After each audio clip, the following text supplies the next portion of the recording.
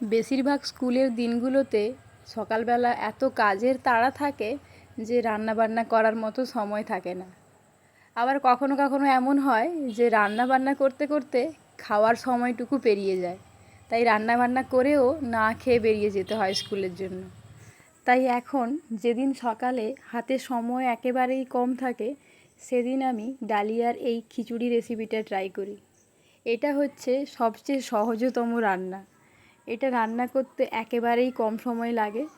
আমি তো এখানে 2-3 রকমের ডাল নিয়েছি, ডালিয়া নিয়েছি, আর তাতে ঘরে থাকা সমস্ত রকম সবজিকে কেটে একসঙ্গে দিয়ে হলুদ আর নুন দিয়ে সেদ্ধ করে নিয়েছিলাম কুকারের মধ্যে দিয়ে।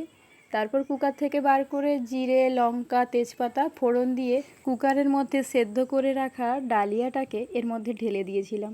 তারপর কিছুক্ষণ নাড়াচাড়া করার পরে অল্প একটু জিরে গুঁড়ো আর একটু গরম মশলা গুঁড়ো দিলাম, আর সবার শেষে অল্প একটু ঘি দিয়ে আবারও একটু নাড়াচাড়া করে নিলাম। ব্যাস, তাহলেই হয়ে গেল সবচেয়ে পুষ্টিকর দুপুরের খাবার।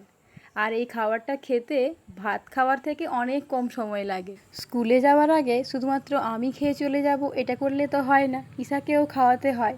তাই এই খাবারটা সময় বাঁচানোর জন্য খুব উপকারী। আচ্ছা, আপনি কি কখনো ডালিয়ার খিচুড়ি খেয়েছেন? যদি খেয়েছেন তাহলে এটা খেতে আপনার কেমন লাগে তা কমেন্টে জানাতে ভুলবেন না কিন্তু।